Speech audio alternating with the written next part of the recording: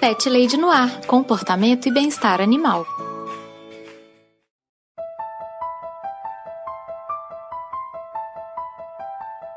Olá, Pet Lovers! Aqui é Carol Barros e você está ouvindo o Pet Lady no Ar, o podcast menos assustador de toda a podosfera. E nesse episódio de Pet Halloween, o Halloween da Pet Lady, eu recebi um convidado muito querido. O Cello, lá do podcast de garagem, que já é um podcast super parceiro, esteve aqui debatendo comigo lendas e mitos populares envolvendo animais. E no final das contas, o programa ficou muito engraçado e nada assustador, gente. E não deixem de seguir o podcast de garagem e as redes do Cello. Eu tô deixando todos os contatos aqui na descrição do episódio.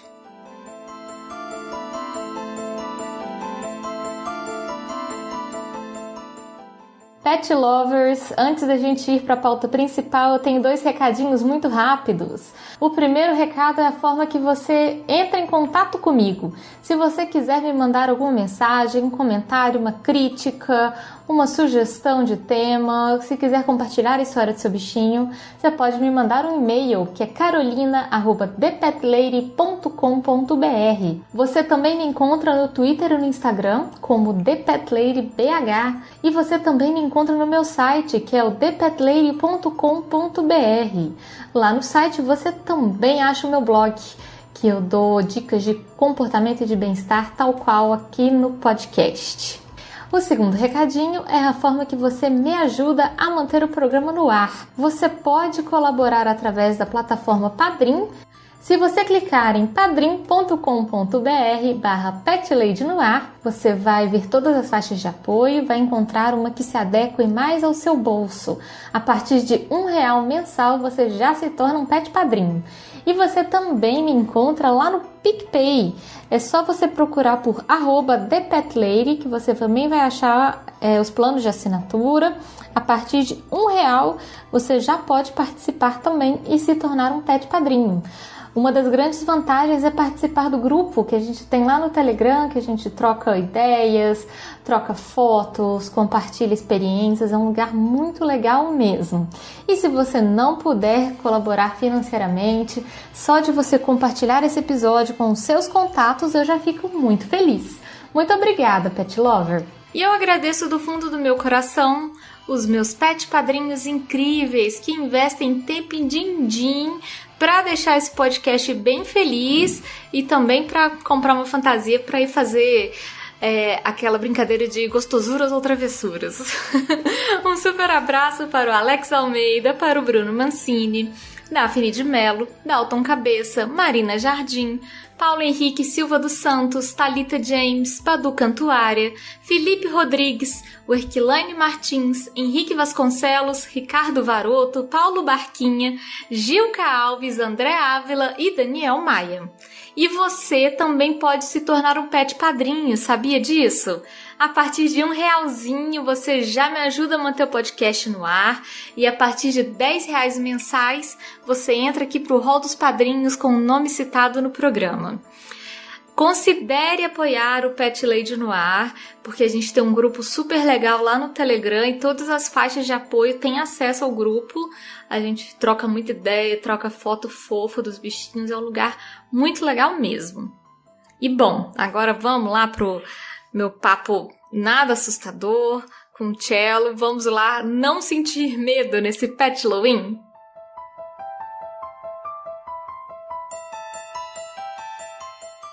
Cello, seja muito bem-vindo aqui ao Pet Lady no Ar pra gente conversar dessas lendas e desses mitos assustadores sobre os bichinhos. As coisas bem malucas também que a gente já colocou na nossa pauta.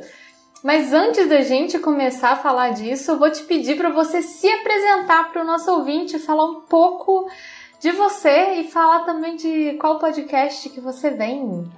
Cara, eu tô tão feliz que finalmente eu tô gravando no Pet Lady, assim, mãe, pai, eu tô gravando no Pet Lady. Tô felizão. Oi, pessoal, oi, galera, vocês não me conhecem, eu conheço vocês porque eu já tô aqui ouvindo a Carol há muito tempo. Eu sou o Cello eu tenho um podcast, o podcast de garagem, junto com a chefinha. Beijo, chefinha. Tem que mandar um beijo pra ela, senão eu apanho. Ô, Carol, desculpa, tem que mandar um beijo pra ela. A gente tem um podcast, o podcast de garagem, que fala aí de coisas malucas. E a gente quer ser um podcast pra poder dar aquele momento de descontração, alívio e também de besterol no nosso dia a dia, porque a gente precisa. Então você me encontra lá junto com a chefinha, você me encontra aí também pelo Twitter, aí no @Thiago3, e mais informações sobre o nosso podcast você acha no www.podcastdegaragem.com.br. Lá tem todas as informações, links, já tô fazendo todo o meu jabá aqui pra garantir, né, que Perfeito. Saiu logo de cara o jabá, né? E você falou da chefinha, do podcast de garagem. O pessoal que é pet ouvinte, que já tá acostumado aqui, já ouviu a chefinha em outras ocasiões. A chefinha já esteve aqui contando a história da mudança dela com as gatinhas lá pra Nova York. Isso foi já há bastante tempo. Acho que foi lá nos primórdios do Pet Lady. Eu vou deixar tudo linkado aqui no post do episódio. E depois veio o Andrezinho, que é marido da chefinha. Veio o Sal e veio o Dudu também, todo mundo lá do PDG. E, curiosamente, no ano passado, no episódio de Halloween, como é esse que a gente tá fazendo aqui, quem participou foi a galera do PDG também.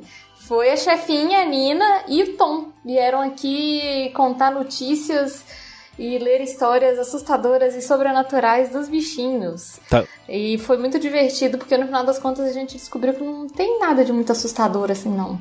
É mais historinha de lenda e de mito do que coisa pra ficar com medo de verdade. Eu vou falar pra você que eu tô um pouco nervoso de estar gravando pela primeira vez, então eu me preparei, eu estudei o assunto. E esse negócio é muita lenda, e é muita lenda maluca. A gente vai entrar nessa história toda porque... É muita maluquice. Meu Deus! Se essa criatividade que esse pessoal usa pra criar essas lendas fosse usada para o bem, não tinha fome no mundo. Não tinha. Não tinha. É porque é o seguinte, né? A gente tá agora em outubro, que é o mês do Dia das Bruxas, do Halloween. E aqui o Pet Lady Noir também quer participar dessas celebrações. Eu adoro o tema... acho super divertido. E aí, eu e o Tchelo, a gente vai falar de lendas, mitos e ditos populares, assim, que são meio macabros, assustadores e que tem alguma coisa a ver com o animal. E tem muito, né, Tchelo? Nossa, é muito, assim. E acho que é uma oportunidade boa também, inclusive, da gente conscientizar as pessoas de que não tem nada a ver, assim. Desmistificar. Eu treinei pra falar essa palavra. Desmistificar, que não tem nada a ver esse negócio de colocar em cima do bichinho que é preto, que tem hábito noturno. Não tem, assim, se a sua vida não tá indo bem, o bichinho não tem nada a ver com isso, tá? Então não bota a culpa nele. Tchelo, você me lembrou de uma coisa que eu vi no Instagram uma vez, que era justamente, assim, uma foto de um gatinho preto. Aí tinha uma frase do tipo assim, olha, se a sua vida é ruim, não tem nada a ver com isso, o problema é seu. Exato. Eu achei maravilhoso, sabe? Porque é bem isso mesmo, né? Exatamente. É bem isso, assim. Então, eu pedi ajuda dos pet ouvintes e do pessoal do Twitter e do Instagram pra me indicar lendas e falar um pouco e contar um pouco sobre coisas que envolvem animais e que são um pouco assustadoras. E aí a gente fez uma seleção aqui de lendas de animais que anunciam a morte ou então que tem a ver com azar, com mau agouro, com coisas negativas, né? E é maluco porque sempre tem uma relação com morte, né? Sempre faz uma relação que uma determinada lenda associa a morte de algum jeito. Cara, que maluco isso. Essas pessoas precisam ser estudadas. É muito estranho isso. E é bem isso, como a morte representando o pior mal que pode acontecer com a pessoa, né?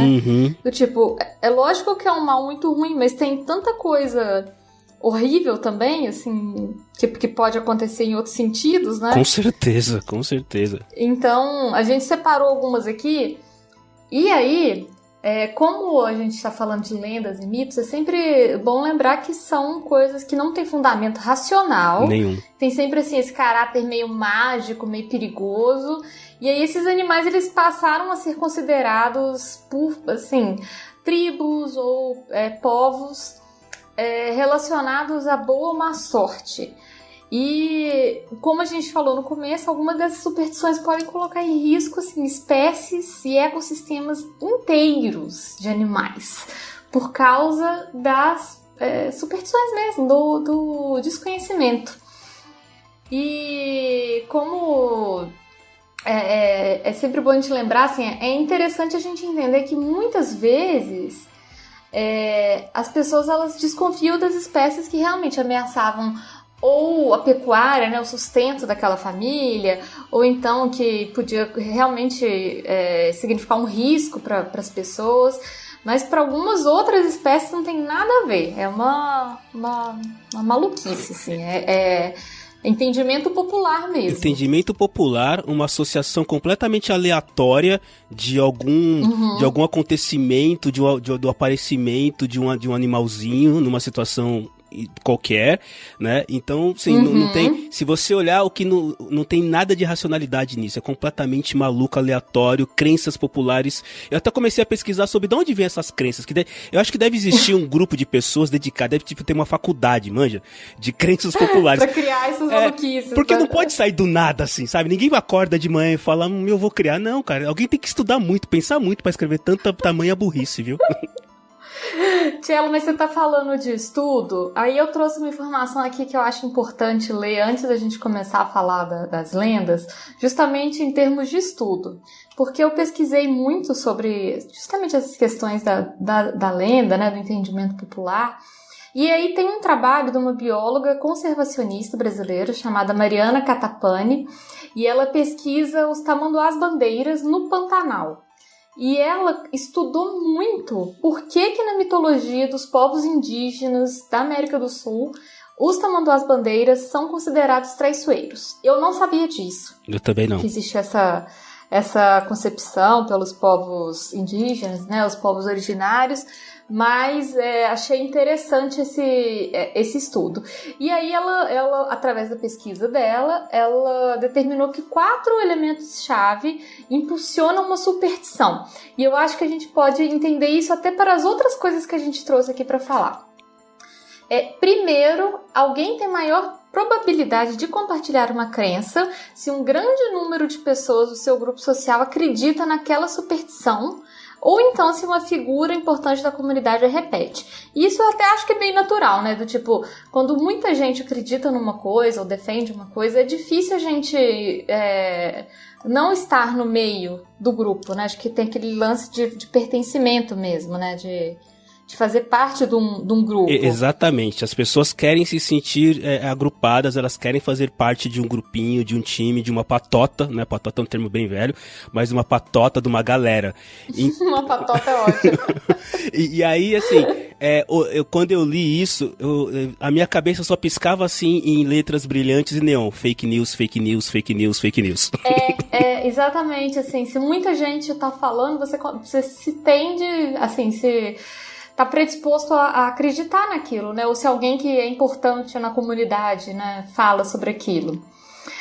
E depois, outra coisa que a Mariana falou no estudo dela também, é que se alguém conhece pouco a respeito do comportamento de um animal ou sobre a biologia daquele animal, a pessoa vai preencher as lacunas desse conhecimento com crenças populares.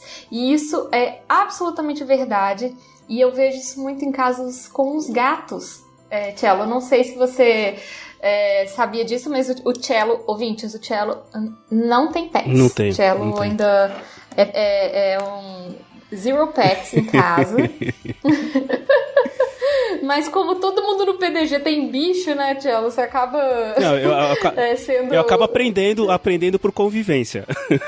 Exatamente, você acaba aprendendo por osmose ali. É isso aí. E isso aconteceu muito com os gatos e agora tem mudado um pouco, né? O conhecimento sobre o comportamento felino tem sido cada vez mais aprofundado, né?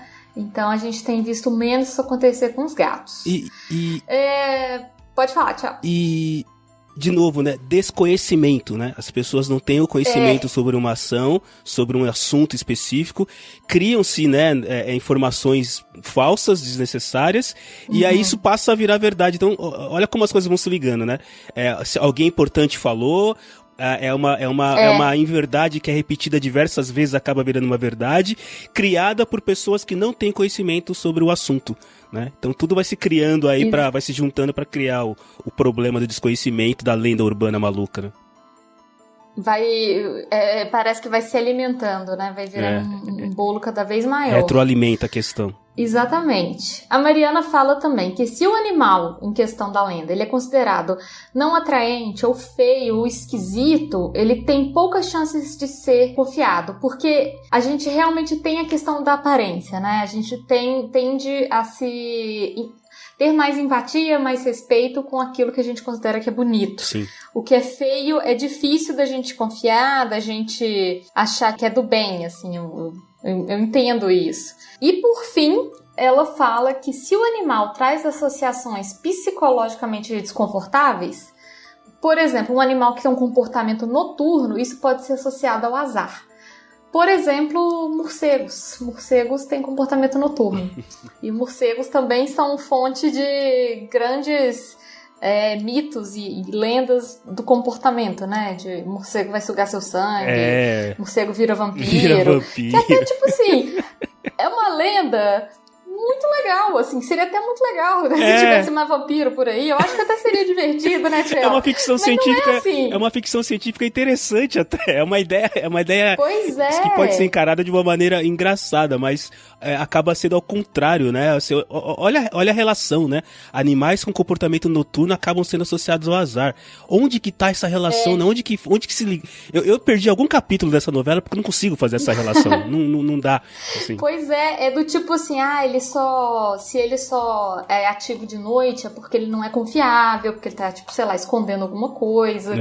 Então, essa combinação desses 4 itens que a Mariana listou no estudo dela, acho que ajuda a gente a entender um pouco o porquê de muitas das eu não sei falar superstição, Tchel.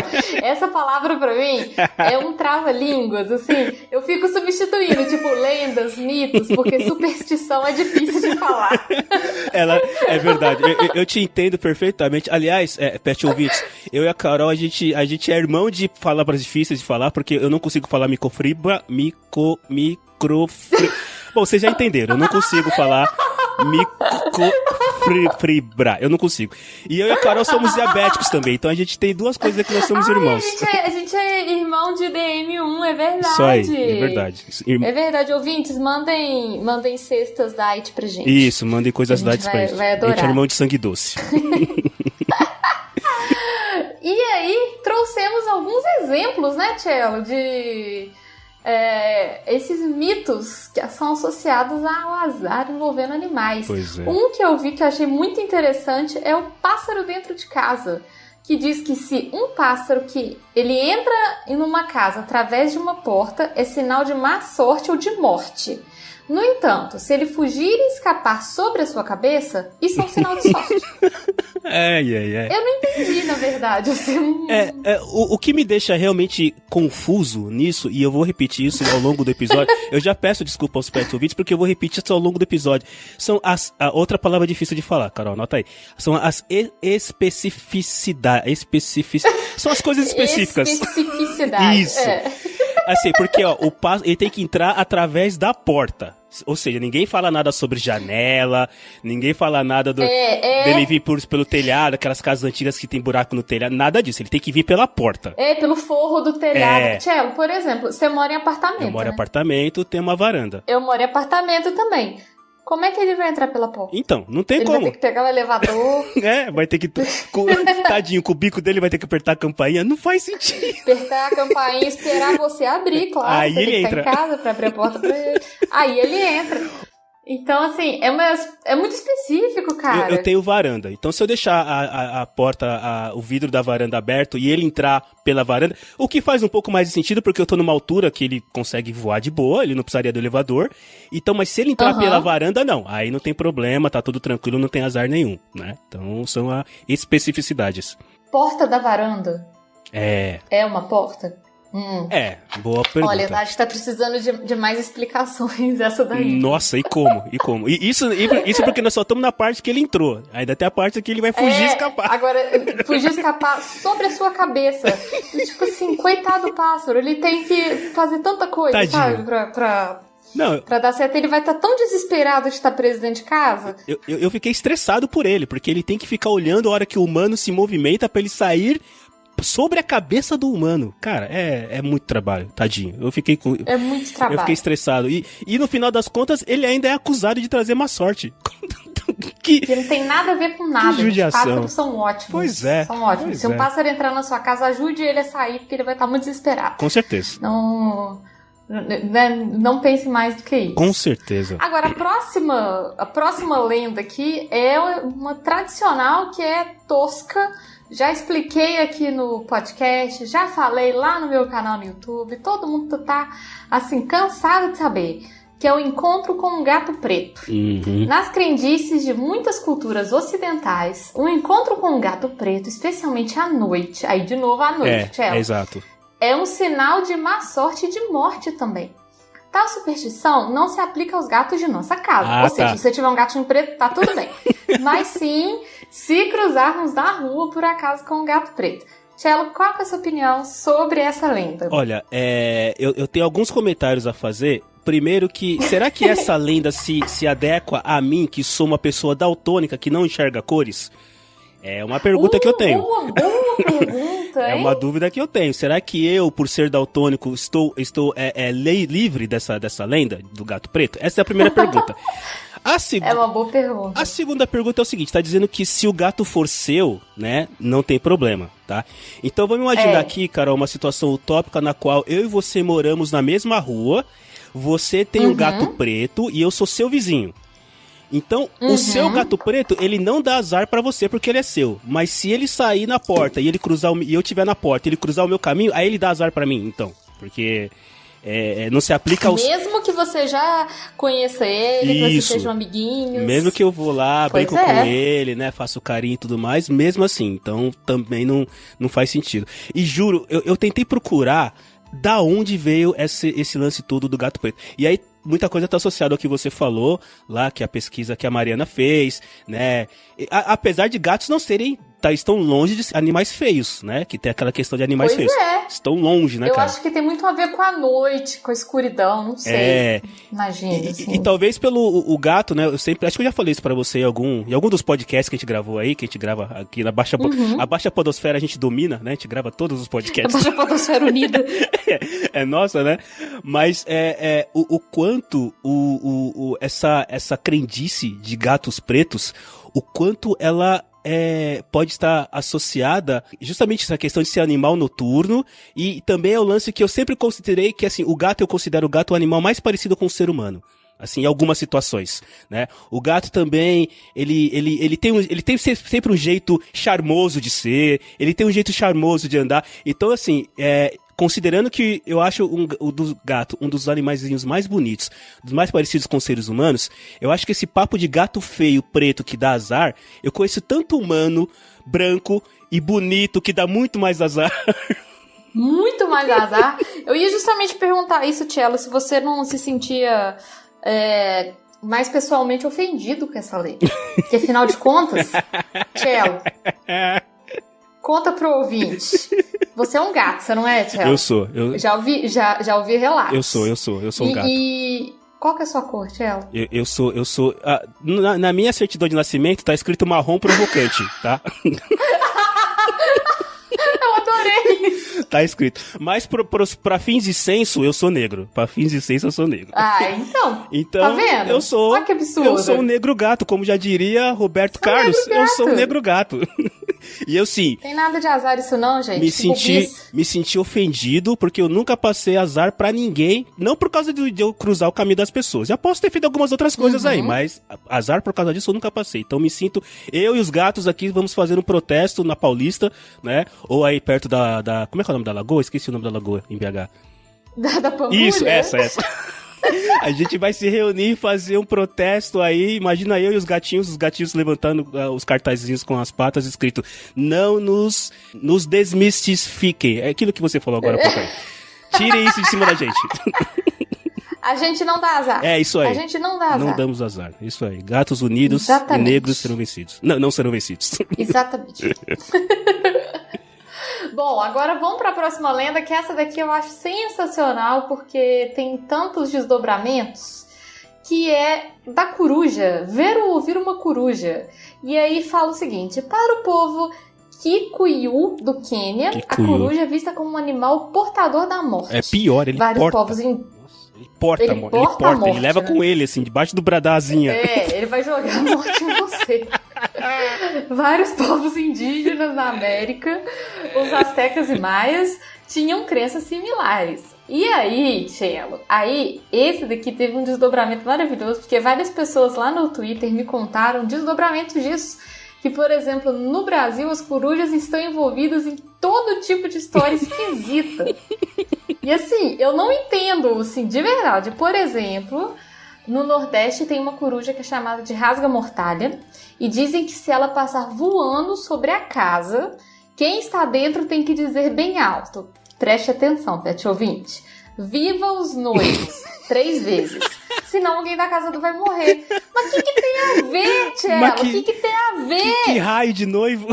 que isso? Não. Quem é noivo? Isso aqui que tem a ver uma coisa com a outra? Meu Deus do porque, céu. Assim... Não, e assim, né, tá escrito lá, como é que é? Ela tem que passar voando sobre a casa, é isso, né? Exatamente. De que outra maneira ela passaria sobre a casa que se não for voando, né? Ela não tinha nem pensado nessa complicação, nessa parte. Ah, não, se ela passar, sei lá, andando, não sei, se ela passar em cima do drone. Carpado, sabe? Um twist carpado. Não. Se ela passar num avião. Aí tá ok. O problema é passar voando. Eu não tinha nem pensado nessa parte, mas... E agora, o que tem a ver? Viva os noivos. Viva os noivos. Se não tiver nenhum noivo na casa, como é que faz, gente? Não, você já parou pra pensar o problema que isso pode causar numa família, que de repente... Imagina uma situação de uma família, sei lá, que o rapaz acabou de terminar um noivado, que ia casar, nossa, a família imagina. Tá triste, aí a coruja passa voando, aí o desavisado grita, viva os noivos, viva os...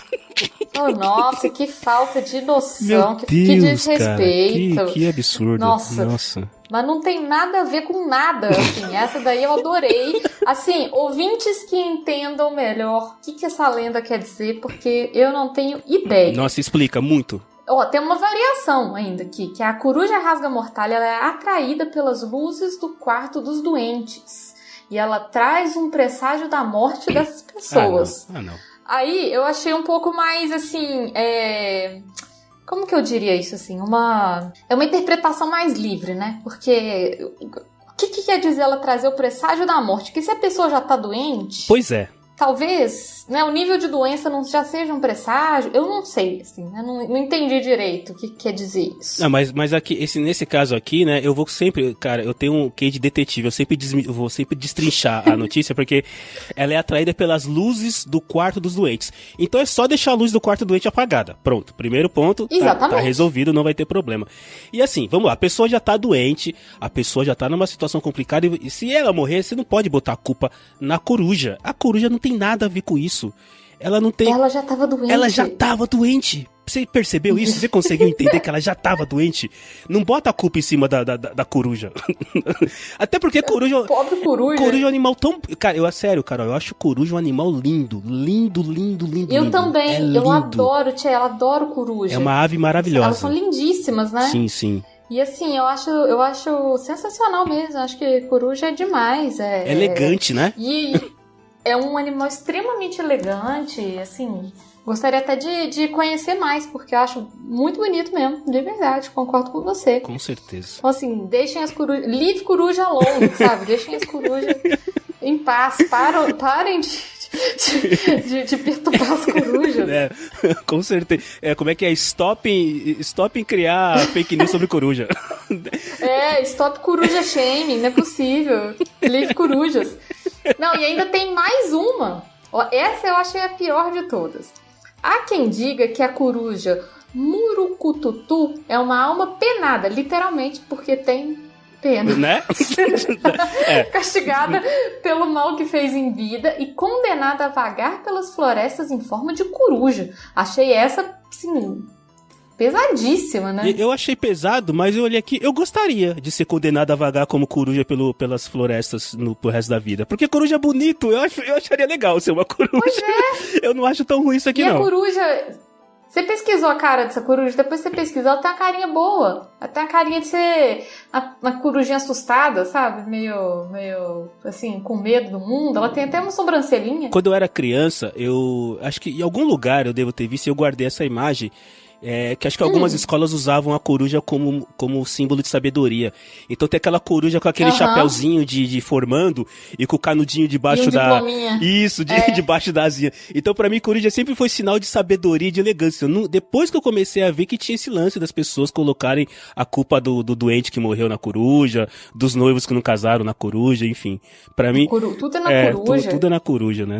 Enfim. Eu também tenho essa mesma lembrança que você, Tchelo. Eu tava até lendo sobre isso quando tava pesquisando as lendas, que a profissão de professor é muito relacionada à coruja, justamente pela sabedoria, por a questão do mestre, assim, né?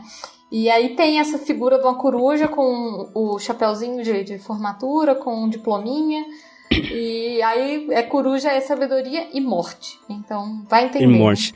Eu achei aqui... Quer dizer coisa... E assim, coruja é tão reconhecido nesse meio daí, nessa turminha que quer colocar a culpa nela de mortes, que eu achei outras coisas. Quando eu achei, procurando, eu achei aqui, por exemplo. Na Europa eram vistas como bruxas disfarçadas e para espantar o mal que supostamente pudessem causar, eram amarradas em árvores pelos pés e abandonadas até morrer. Olha isso!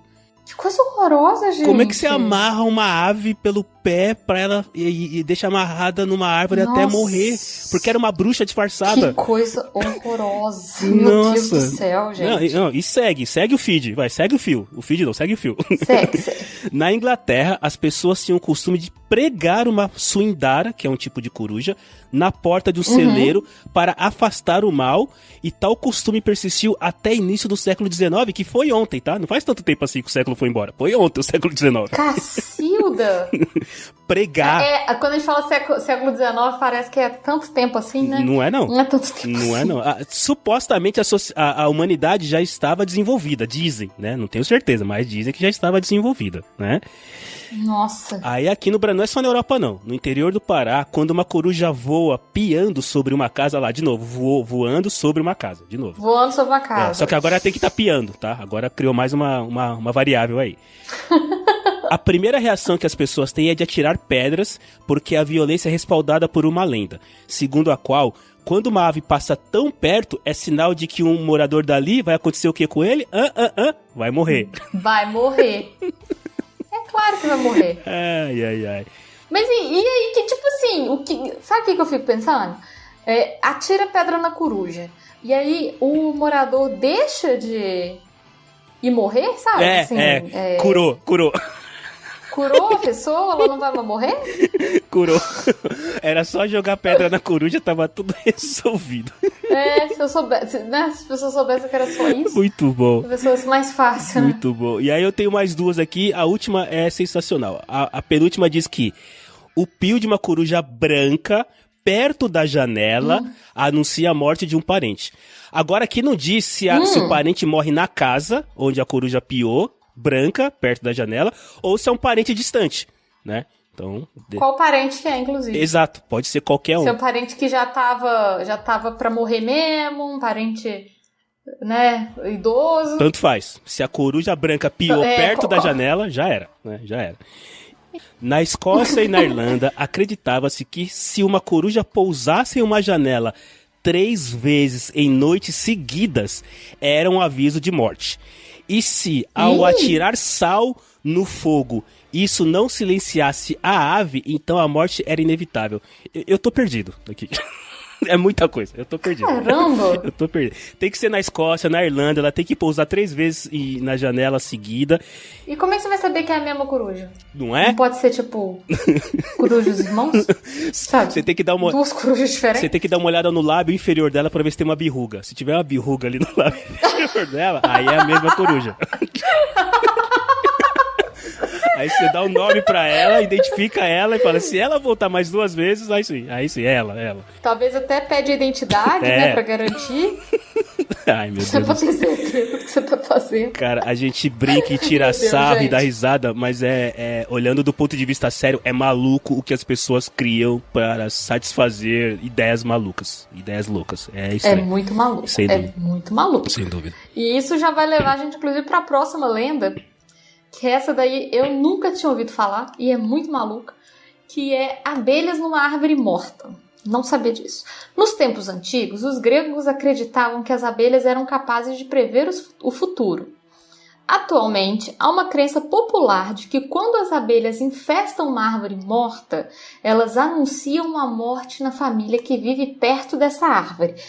Olha, Tia, eu vou aproveitar esse momento, inclusive, para despedida dos meus pais e do meu irmão, porque tem uma árvore na rua da minha mãe, Vixe, que tá morta e infestada de abelha. Vixe Maria, meu Deus do céu. Eu vou até ligar pra mamãe depois só pra conversar com ela. Mas, gente, tipo, de onde, sabe, Tchelo? Porque, o que tem a ver um trem com ele? Você já tinha ouvido falar disso? Não. Essa aqui efetivamente é de uma criatividade, assim, absurda. É, a árvore morta, as abelhas vão lá, alguém na família de quem mora perto vai morrer. Eu nunca tinha ouvido falar disso. Nunca. Eu nunca tinha ouvido falar disso. Pra mim foi total novidade. Assim, aliás, fiquei bem espantada. De todos os animais que nós falamos aqui e que a gente deu uma lida pra preparar, pra gravar, a abelha, eu nunca tinha escutado nenhum tipo de lenda maluca, de crença eu também não. macabra envolvendo a abelha. É a primeira vez que eu vejo isso. Nunca tinha escutado falar nada a respeito. Eu também não, viu? Pra mim, abelhas estavam fora dessa. Foi a primeira vez que eu ouvi alguma coisa relacionada a abelhas. E aí eu faço já uma observação importante pro ouvinte, que não matem abelhas, gente. Abelhas são importantes para disseminação, para polinização. É super importante a gente manter o ecossistema. Então, eu sei que tem um movimento nos Estados Unidos disso. Sim. De preservação de abelhas e tudo, porque elas têm uma importância enorme. Então, não caiam nessa isso. de que a abelha... É super sério, de verdade, assim, não caiam nessa de que a abelha traz azar ou qualquer coisa boba dessas aí, porque abelhas, na verdade, são muito importantes. Procurem aí sobre o lance todo de abelhas estarem sendo extintas, o que pode causar extinção de abelhas. Vocês vão se surpreender de uma maneira incrível o quanto as abelhas são importantes e a gente não tem esse conhecimento, a maioria das pessoas não tem esse conhecimento. É verdade, tem nos Estados Unidos várias organizações que falam disso. O próprio Greenpeace dos Estados Unidos tem um braço, assim, né, uma parte deles que trata exclusivamente da conservação de abelhas. Então, gente, é super importante, beleza? De verdade, não exterminem abelhas, assim. E passando agora da parte séria, vamos pro próximo. Aí, de novo, Tchelo, de novo vou querer sua opinião sobre esse assunto. Cão preto. No folclore britânico, cães pretos são associados com o diabo. Caramba, a primeira vez que aparece o diabo nessa história. O diabo. Acredita-se que são, de novo, portadores da morte. Uma lenda popular britânica inspirou o romance do livro O Cão dos Baskerville, que tem como protagonista Sherlock Holmes. É sensacional essa história, na verdade. Tal como na superstição dos gatos pretos, essa lenda não se aplica aos cães pretos da nossa casa, mas sim se avistarmos, assim, por acaso, um cão preto desconhecido na rua. Agora ele explicou que tem que ser desconhecido. Tem que ser desconhecido, tá. Então, beleza. Mas se você fizer... Você já tinha ouvido falar disso, Tiel? Não. Essa também não. Assim, cachorros, eu gosto de falar cachorros. Cachorros, eu nunca ouvi nenhuma lenda absurda envolvendo cachorros. E aí aqui, de novo, eu quero levantar a bandeira, quero já convocar aqui todos os cachorros pretos junto com os gatos pretos, vamos lá na Irmandade fazer protestos na Lagoa da Pampulha e na Paulista, porque, de novo, é uma discriminação sobre os bichinhos gatos, cachorros e bonitos, como eu também, envolvidos aí, em questão toda. Exatamente. Exato. Gente, que maluquice, assim. Nem sei que... Eu tenho curiosidade de saber de onde que vem isso, sabe? Do tipo... Por que um cachorro preto? Por que associado ao diabo? De onde que nasceu isso? Se tem realmente alguma menção a isso em algum texto religioso, não sei se existe, mas é uma curiosidade pra entender mesmo de onde que vem. Tá ficando pesado, né? Porque começou a associar com o diabo. Ou seja, até então era só a morte, agora já tá trazendo seres de outro espaço-tempo. A gente né? Não tinha nem falado do mochila de criança ainda, mochila de meio criança. Molhada. O sete pele. Sete pelo, o cramunhão. Cramunhão. O tinhoso. O tinhoso. A gente falou que ia fazer isso, né? Gravar um episódio só de nomes. Só de batalha de nomes do capeta. Vamos fazer. Aguardem aí, pet ouvintes, aguardem que a gente vai fazer isso. Mas, de novo, o que tá escrito aqui que eu acho interessante, o que a gente falou lá em cima da coruja, é que eles são portadores da morte, assim, como se a morte fosse alguma coisa que você possa portar e entregar pra alguém, e jogar em alguém, né, cara? E na verdade, se você pensar bem, talvez todos nós sejamos portadores da morte, né? Porque uma hora ela vai aflorar, né? A única coisa que tem em comum em todo mundo é nessa certeza absoluta da morte, então... Com certeza. Bom, papo sério, vamos pra próxima. Vamos lá. Aqui. Corvo. O corvo, eu já tinha ouvido algumas. Sim. O corvo é associado à morte em diferentes religiões e culturas, particularmente na mitologia galesa. Não sabia. Em algumas tribos nativas americanas. Um corvo empoleirado sozinho numa casa ou que grasna 3 vezes perto de uma casa é sinal de uma aproximação da morte. Agora tem que ser 3 vezes. E ele tem que estar sozinho, ele não pode ter amigos. Não pode ter. Pois é, ele tem que estar sozinho. Isso. E uma coisa que eu não sabia, que eu descobri recentemente, Tchelo, não sei se os meus pet ouvintes sabem, os corvos, eles aprendem a, entre aspas, falar igual papagaios. Ah, é? Você sabia disso? Olha só. Eu participei de um podcast. Eles aprendem a repetir. Eu posso falar do Sessão Aleatória? Fazer o jabá do Sessão Aleatória? Pode falar, claro, manda ver. Eu participei de um outro podcast aqui da Baixa Podosfera, chamado Sessão Aleatória, muito bom também, mandar beijo aí pro Andrezinho, pro Dudu e tudo mais, onde eu falei disso. Beijo. Que, na verdade, não dos corvos, mas eu falei dos papagaios, né? Acho que era agora eu já não lembro, mas acho que era psitacídeo o nome. Psitacídeos. Isso.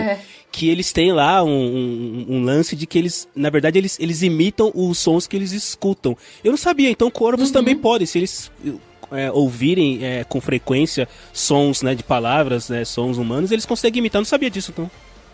Conseguem, depois eu vou até mandar esse vídeo pra você, Tchelo, e coloco pros meus pet ouvintes verem também, que é muito legal. Uma menina que eu acho que ela trabalha com corvos, assim, né, tem aquele ramo do pessoal que trabalha com aves de rapina, que é falcoaria. Só que trabalha justamente com falcão, com coruja, com corvo, com outros animais. Sim.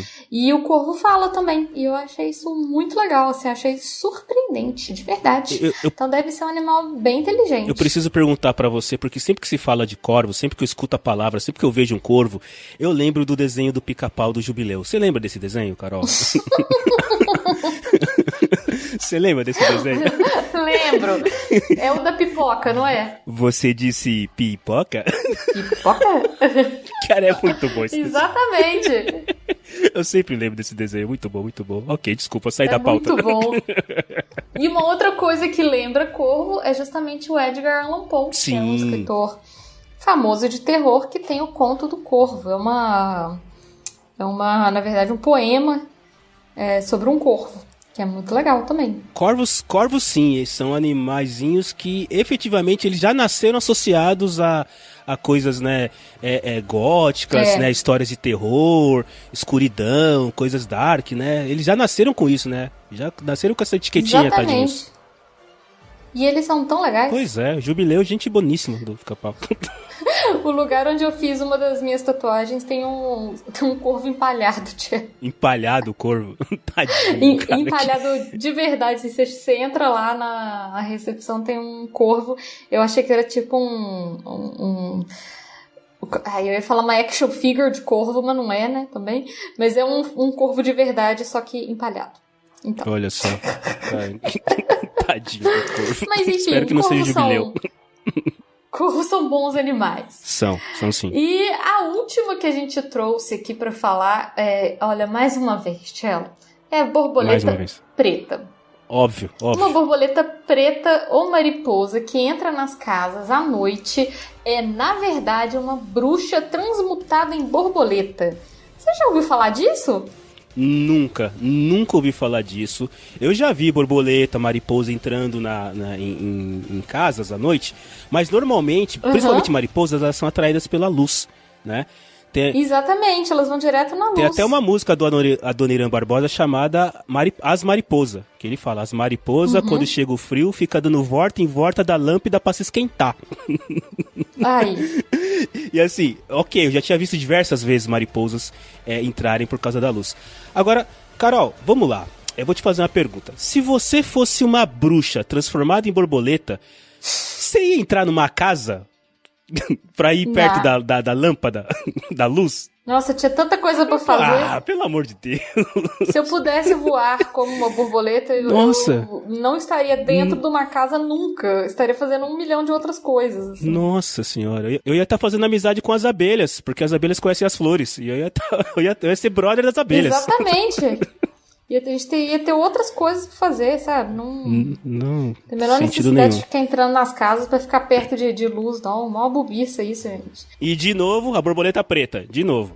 A cor preta aí pegando na parada toda. Olha aí. Mais um. Você vê que tem um viés. Padrão aí. Tem um viés aí.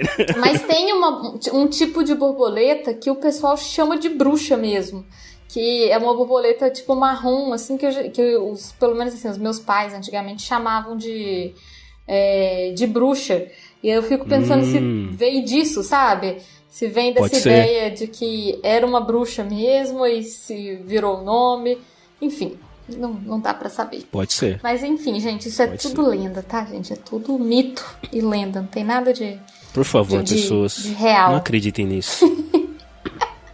E também, se o pet ouvinte tiver aí conhecimento de outra lenda, outro mito, outra maluquice dessas que a gente não falou aqui, conta também. Manda mensagem pra gente saber de mais maluquices que existem aí. Ou se conseguir explicar qualquer uma dessas lendas de uma maneira, um mínimo de explicação, a gente também, né, eu gostaria muito de saber de onde vieram essas histórias todas. Com certeza, de onde que as coisas vieram, com certeza, seria ótimo. Isso aí. E aí, Tchelo, eu trouxe uma outra coisa pra gente conversar aqui hoje, que além das lendas malucas que envolvem animais e morte, essas coisas doidas que a gente tá falando, eu descobri uma coisa que se chama criptozoologia. Eu nunca tinha ouvido falar disso. Você já tinha ouvido falar disso? Não. Esse nome? Criptozoologia também é novo pra mim. Parece coisa do pessoal lá do Mundo Freak, do pessoal do República do Medo. É verdade. Não parece coisa aqui do Pet Leite. Dá essa lembrança. Né? Criptozoologia é o estudo de espécies animais lendárias, mitológicas, hipotéticas ou avistadas por poucas pessoas. A pretensão dessa área de estudo é descobrir o que chamam de criptídeos, isso. Animais tidos normalmente como criaturas fantásticas, de lendas e mitos. Então, eu acho que é do tipo o estudo daquelas criaturas animalescas que, na verdade, a gente nem sabe se existe ou se já existiu em algum momento. Sim. Por exemplo, um King Kong da vida. Uhum. O King Kong entraria nesse estudo. King Kong é uma anaconda. Anaconda, é verdade. O Godzilla, o próprio Godzilla. O próprio Godzilla, esses animais. O Yeti, né, que é o pé grande. O Yeti, também. que é o pé grande, é verdade. E o que o pessoal fala é que o estudo da criptologia inclui também o estudo de ocorrências de animais presumivelmente extintos. A criptozoologia ainda aborda seus tópicos de um ponto de vista antropológico, buscando relacionar os mitos das culturas com animais extintos ou desconhecidos. Então eu imagino que tem a ver do tipo assim, entender o que seria o Godzilla para as culturas que consideram que o Godzilla existe ou que o Yeti existe, por exemplo. Eu imagino que seja alguma coisa assim. Mas tem muita lenda maluca também, que eu acho que vale a pena a gente falar. E eu trouxe alguns exemplos. Monstro do Lago Ness, o lobisomem, o Kraken, o chupa-cabras. O chupa-cabra. Que são lendas relacionadas também a animais e também num contexto bem tenebroso, né? Bem assustador. Com certeza. Tá aí o Brasil sendo representado pelo chupa-cabra, né? No desfile dos animaizinhos, quem leva a bandeira brasileira é o chupa-cabra. É tipo a abertura das Olimpíadas. Sabe? Isso. Falar o coitado chupa-cabras lá. Ele representa a gente aqui. De todas essas lendas, de todos esses animais fantasiosos e míticos aqui, o que eu mais tinha ouvido... Claro, acho que lobisomem, né? Acho que o lobisomem, ele é utilizado até como educação, né? Quando você é criança, você fala, não faz isso, senão o lobisomem vem te pegar. Aí você aprende que você não pode fazer as coisas. Nossa, educação em termos, né, Tchelo? É mais uma ameaça horrorosa. Exato, educação entre aspas imensas, assim, né? É muito mais uma ameaça absurda. É uma ameaça pra criança, essas coisas que eu não sei o que dá na cabeça de pais e mães de... Assim, se você não se comportar, a cuca vai te pegar. Essa, pra mim, era a pior ameaça que já foi feita pra mim. E já que a gente tá nesse clima de Halloween, cara, eu tinha muito medo dessas coisas. Eu tinha muito medo de lobisomem. Eu tinha muito medo da cuca. Você lembra daquele clipe do... A cuca eu tinha medo, pra chuchu, nossa. Você lembra do clipe do Michael Jackson, o Thriller, que ele vira lobisomem? Nossa, aquele clipe é muito bom. Carol. Nossa, Tchela. E eu lembro que aquele clipe, ele estreou no Fantástico, não era um lance desse? Era isso mesmo, aquela época lá que você tinha que esperar, o Fantástico começava a anunciar na segunda, que no domingo ia ter um novo clipe do Michael Jackson. E assim, eu juro pra você que eu só fui ver esse clipe inteiro depois dos meus 13 ou 14 anos de idade, que eu tinha um medo daquilo, cara. Eu tinha um medo. Eu tinha medo de ouvir a música. Quando a música começava a tocar, eu tampava os ouvidos. Eu era assustadíssimo com essas coisas. Mas é porque o começo da música tem aquele... É macabro. Dá um... Nossa, é Halloween total. E é um musicão, né? Nossa, é um musicão aquilo ali. É Halloween total. Eu tinha muito medo disso, viu? Hoje não mais, mas também hoje eu tenho 44 anos. Que bom que eu não tenho mais, né? Afinal de contas, né? É de bom tom, né? Pra sociedade é de bom tom. Não, mas o lobisomem realmente dá medo mesmo. E eu sei que ele tem várias histórias de origem completamente diferentes, de acordo com cada cultura, assim, de onde vem, sabe? Tipo, tem um lance do interior que o 7º filho, homem... depois de 6 filhas mulheres, tem que se chamar Francisco, senão ele vai virar um lobisomem. Você já ouviu falar isso? Tem que chamar Francisco. Senão ele vai virar um lobisomem. Olha, eu conheci essa história do 7º filho do 7º filho. Essa aí eu já tinha ouvido falar em algum lugar. Aí tem até músicas de bandas de rock, de heavy metal que falam disso, de o 7º filho do 7º filho. Mas o que ele tinha que se chamar Francisco eu não sabia não. Essa pra mim é a variável nova. Eu já ouvi falar isso, que ele tem que se chamar Francisco, senão ele será um lobisomem. Senão ele será um lobisomem. Mas são muitas conjunturas, né? Porque assim, é o 7º filho do 7º filho, só pode ter mulher no meio do caminho, tem que se chamar Francisco, tipo, é muitos detalhes pra virar lobisomem. É por isso que eu acho que isso tudo acaba virando lenda, porque é tão difícil acontecer todas essas variáveis ao mesmo tempo, que isso raramente acontece, né? Então, por isso que vira lenda. Exatamente. Eu já ouvi falar, mas eu nunca vi na verdade. Por quê? Porque é tão difícil atender todos esses ifs, né? If isso, se aquilo outro. Nossa, por isso que é tudo lenda. São muitos pré-requisitos. É muito pré-requisito, é difícil demais isso. Exatamente. Agora, desses, como é que chama? Criptídeos, desses animais, né, fantásticos, o que eu mais tinha medo, Tia Lê, você vai rir de mim. Eu tinha muito medo do chupacabra. Mas muito medo.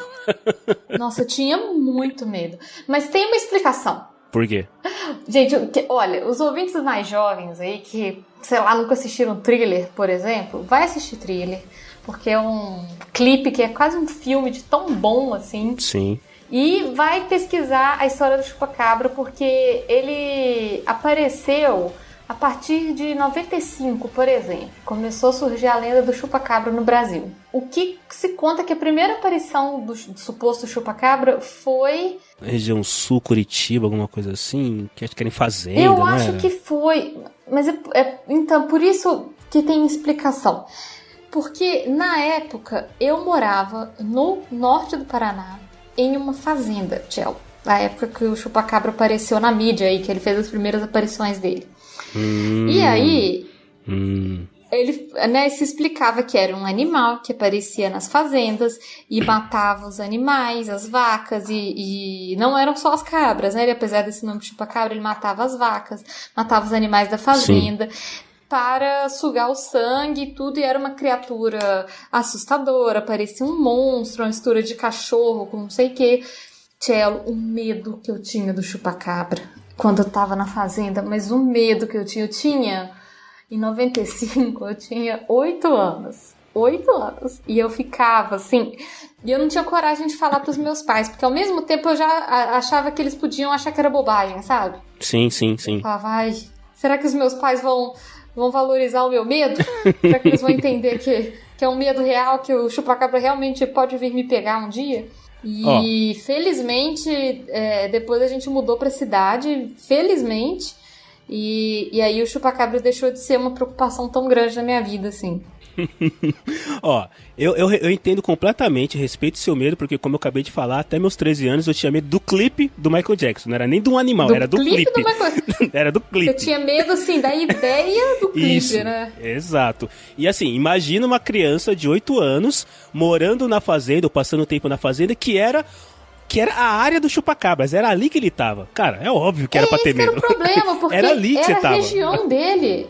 Era ali que ele ia pegar.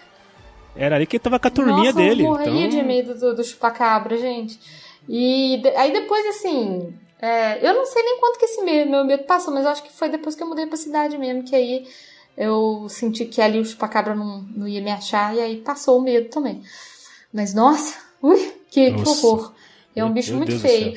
E aí, já peço aí ao Pet Ouvinte pra compartilhar com a gente.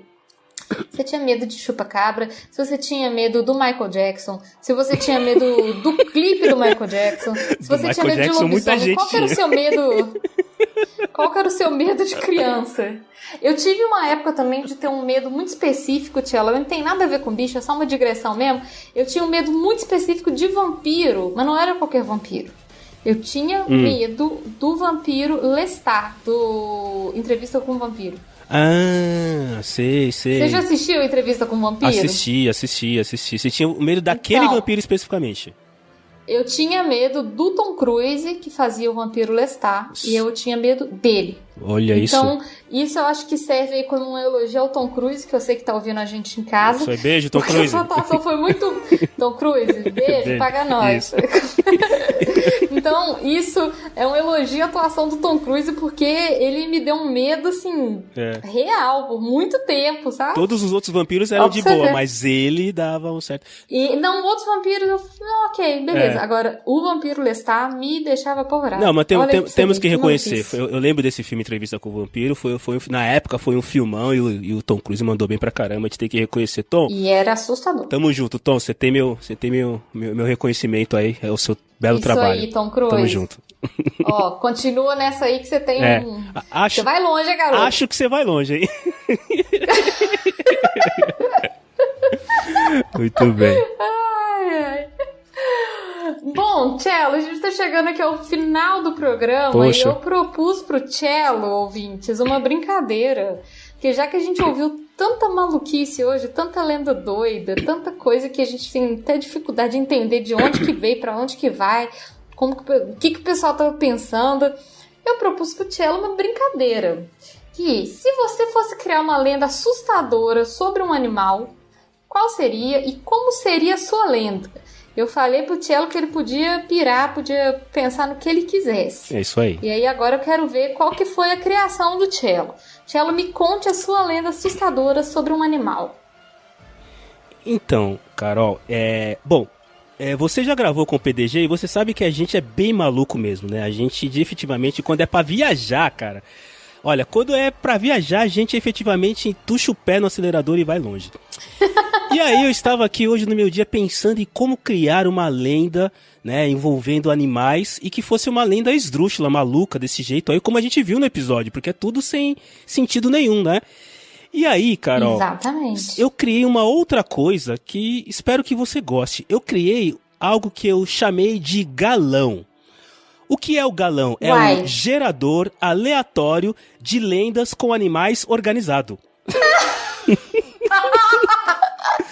Então, Carol... Isso é muito Eu consigo imaginar uma tabelinha com Exato. várias colunas, assim. Exatamente, eu tenho uma tabelinha aqui na minha frente, depois a gente pode disponibilizar pros ouvintes, né, pra eles poderem criar. Por favor, porque né? aí eles criam na casa deles mesmo, a própria e, assim, lenda. Ela é personalizada, porque ela envolve coisas que são só suas. Então, assim, eu tenho algumas informações que eu vou pedir pra você me dizer, e aí eu vou criar a sua lenda específica.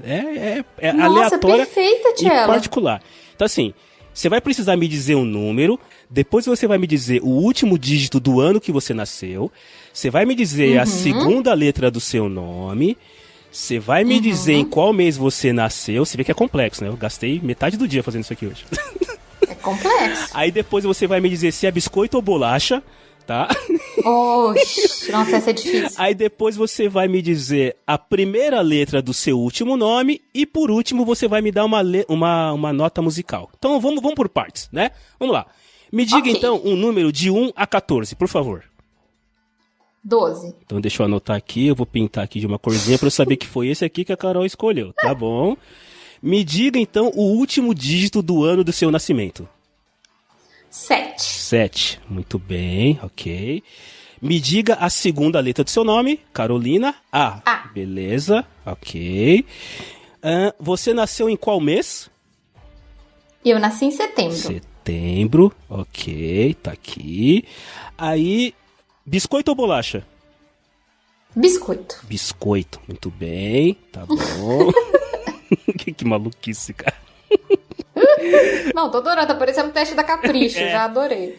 Me diga a primeira letra do seu último nome. B. B, ok. E por último, você me diz uma nota musical. Ré. Ré. Maravilha, maravilha. Então, Carol, a sua lenda urbana, aleatória, maluca, particularizada na sua própria pessoa, incutida no seu eu interior, é: se você ver uma coruja branca numa segunda-feira do mês de maio, no período noturno, você precisa gritar: já chegou o disco voador, senão o seu vizinho vai começar a tocar trombone. Essa é a lenda. É a melhor lenda de todos os tempos. Essa é a sua lenda. Muito boa. É a sua lenda. Não, assim... Muito bom. Não, ai, não tenho nada a acrescentar. É isso. É isso? Gostou? Já chegou o disco voador. Você tem que gritar. Já chegou o disco voador. Se você não gritar, o disco voador. O seu vizinho vai começar a tocar trombone. Olha lá. Deixa eu fazer a minha, porque eu criei a tabela, mas eu não fiz a minha. Então vamos lá, deixa eu escolher o meu número aqui. Eu vou escolher o número 8. Tá, deixa eu pintar de outra cor aqui pra eu saber. O último dígito do meu ano de nascimento é 7. Olha só, eu também nasci no ano final 7, 77. Segunda letra do meu nome também é A. Olha lá, que coisa. Deixa eu... Estamos aí juntos nessa. Estamos juntos nessa. Aí, eu nasci no mês de agosto, ok. É biscoito ou bolacha? Pra mim é bolacha, tá? A primeira letra do meu último nome é M, então é aqui. E a nota que eu escolho é Sol. Eu gosto do Sol, então vamos lá. Ok. Então a minha lenda urbana, maluca, aleatória, incutida no meu próprio eu é: se eu ver um hipopótamo branco numa segunda-feira de janeiro durante o dia, eu preciso tomar um banho gelado, senão a minha comida do iFood vai chegar fria. Agora, onde que você vai ver o hipopótamo branco? É lenda, né? Mas tem que ser... Tá vendo? É difícil. Ó, se você parar pra prestar atenção, a gente fez... Tá perfeito, porque são coisas esdrúxulas de acontecerem, né? A coruja gente, é voar, muito bom. né? Então, aí o hipopótamo meu tem que ser branco, não pode ser qualquer hipopótamo. E sabe que é engraçado que você falou que se eu não gritasse já chegou o disco voador, o meu vizinho iria começar a tocar trombone, né? E a gente tinha um vizinho aqui, o nosso vizinho de porta, ele era trompetista. Olha aí, olha aí. Da Filarmônica daqui de Minas. E aí quando você falou trombone, eu falei, cara, será que ele era trombone? Ah, não, era trompete, era outra maldição, era outra lenda. Era outra lenda. Não, o seu gerador aleatório de lendas é sensacional, Tchelo. Você devia trabalhar no BuzzFeed, sabe? Um site assim, que seria maravilhoso. Vamos disponibilizar para os nossos ouvintes para eles se divertirem criando aí as suas próprias lendas. Exato. Nossa, por favor, pet ouvintes, por favor, criem sua lenda, sua personal Assustator lenda e mandem pra gente, porque...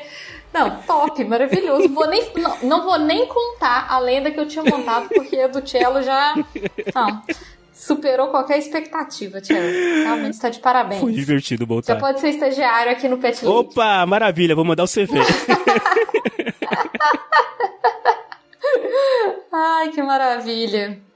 Bom, Cello, chegamos ao final da nossa gravação. Pô, foi rápido. Felizmente sobrevivemos. Aqui em casa não apareceu nenhuma coruja, não vi nenhuma coruja, não entrou nenhum pássaro. Ufa, aqui dentro também. muito bem. Até agora não vi e felizmente também não tem nenhuma abelha. Então acho que eu tô livre, acho que tá tudo bem. Vai todo mundo sobreviver. Agora, aí na sua casa apareceu algum corvo, né, um chupacabra apareceu, alguma coisa estranha assim? Eu vou falar pra você que eu tô de janela fechada, pra não correr o risco de ver nenhuma coruja piando na minha janela. E por desencargo, eu tô com a televisão desligada também pra não ver clipe de Michael Jackson e nada que possa assustar. Então, por enquanto... felizmente, imagina. Estamos Vai bem. que começa a passar thriller aí. Cara, eu me assusto com essas coisas, eu me surpreendo. Se eu tô aqui gravando com você e me passa o clipe do Michael Jackson agora, meu Deus do céu. Nossa, eu ia tomar muito susto, Thiago. Eu ia tomar muito susto, sério, eu sou muito assustada. Eu corro pra casa do meu pai e vou dormir com ele na cama. Falou, pai, por favor, posso ficar aqui, pai? Sério? Tô com um problema aí. Sério, por favor. Tá tudo em ordem por enquanto. Ai, que maravilhoso. Cello, quero te pedir pra você despedir do ouvinte. Faz o jabá. Eu vou, inclusive, deixar aqui na descrição do episódio o primeiro episódio que eu participei lá no PDG, que eu falei... foi justamente... Qual que foi a primeira vez que eu participei? Foi quando eu falei de gatos? Foi o episódio Não Atirei o Pau no Gato. Exatamente, foi essa a minha primeira participação. É isso aí. Eu vou deixar aqui pro pessoal acessar também, pra gente falar de felinos lá no PDG. E, Cello, por favor, faz o jabá do PDG, fala como é que o ouvinte encontra vocês.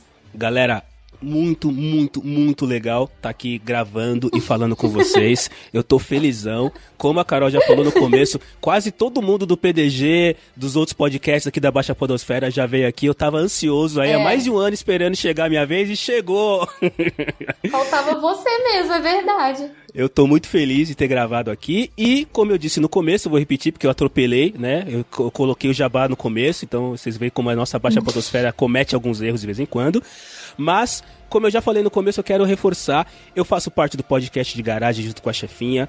Nós somos um podcast que procura falar de coisas engraçadas, de piadas, que às vezes funcionam, às vezes não. A Carol tá sempre lá com a gente, porque a Carol topa a nossa ideia. Sim. E faz a coisa ficar muito divertida. É muito legal gravar com a Carol lá também.